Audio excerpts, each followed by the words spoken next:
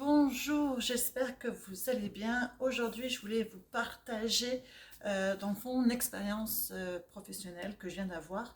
Je viens de rencontrer une petite fille, une jeune fille qui est en cinquième année, qui est en français immersion, donc en Colombie-Britannique.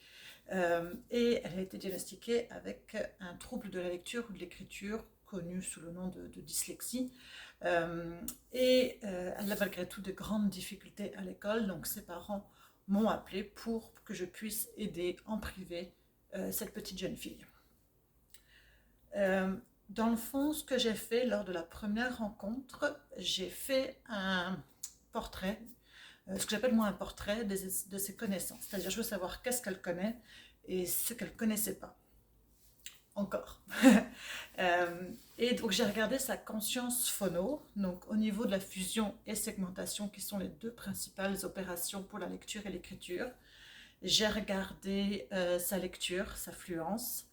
J'ai regardé aussi, en fait, je lui ai donné des mots à écrire qui correspondaient à des règles spécifiques et à des sons que je voulais voir. Est-ce qu'elle avait le wa, le on, le en, le un, le gne, le e a u en fin des mots pour les règles contextuelles, les deux s, le gu. Donc tout ça, je suis allée vérifier. Ce qu'il en résulte, c'est que les bases en fait ne sont pas là. Donc là, ce qu'on va faire, j'ai fait comme un plan de match où j'ai présenté mes objectifs et mes sous-objectifs et on va revoir en fait les structures syllabiques. Donc les trois principales structures syllabiques en français, c'est consonne-voyelle, consonne-voyelle, consonne, consonne, consonne, voyelle. Et aussi la connaissance des voyelles dans le fond, parce que ça, des voyelles simples. Le A, E, I, O, U, Y, elle ne les connaissait pas. Elle avait le A, le E, le O, le U. Elle avait le X. Elle me disait qu'elle avait le X et de temps en temps le V. Donc il y avait comme une grosse confusion au niveau des voyelles. Donc on va retravailler donc bien sûr la conscience phonémique, qui n'est pas tout à fait la même chose que conscience phonologique. Phonémique, c'est vraiment au niveau des phonèmes. Phonologique, ça comprend les rimes, la conscience syllabique, etc. Donc conscience syllabique est là. Les rimes, j'avoue que je n'ai pas vérifié, mais on peut regarder ça. Mais je vais me concentrer plus sur en fait, la segmentation. Puisque quand je lui demandais la segmentation, elle me disait le nom des lettres. Et quand je lui disais, mettons, le 1, ben le 1, elle me disait des lettres, mais c'était pas clair, son 1. Donc on va le plus d'abord travailler les sons à l'oral, sans support visuel de lettres, parce que sinon on ne fait plus de conscience phonémique. La conscience phonémique se peut se faire à l'aide d'images, mais ne se fait pas avec les lettres. Sinon on est dans la lecture et l'écriture.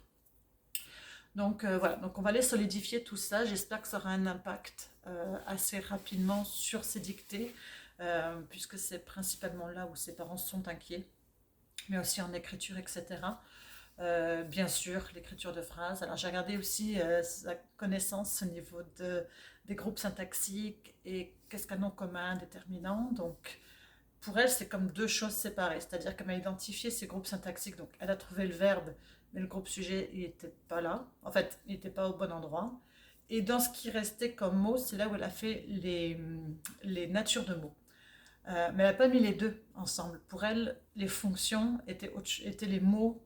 Enfin, comment expliquer? Les mots qui n'étaient pas dans des fonctions, c'était des classes de mots ou des natures de mots. Donc, il va falloir aussi qu'on fasse un travail là-dessus. Mais pour l'instant, c'est vraiment pas la priorité. Là, on veut gagner en exactitude de vitesse et donc de sa connaissance des graphèmes. Voilà.